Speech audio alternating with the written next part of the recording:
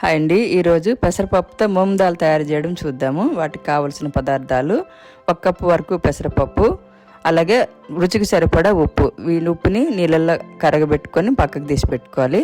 రాత్రంతా నానబెట్టుకుని పెసరపప్పులో కొంచెం సోడా, కొంచెం ఉప్పు వేసి బాగా నానబెట్టుకొని తెల్లవారి దాన్ని బాగా కడిగి మళ్ళీ ఒకసారి శుభ్రం చేసుకొని ఒక క్లాత్ పైన 1 గంట వరకు ఫ్యాన్ కింద ఆరబెట్టుకోవాలి.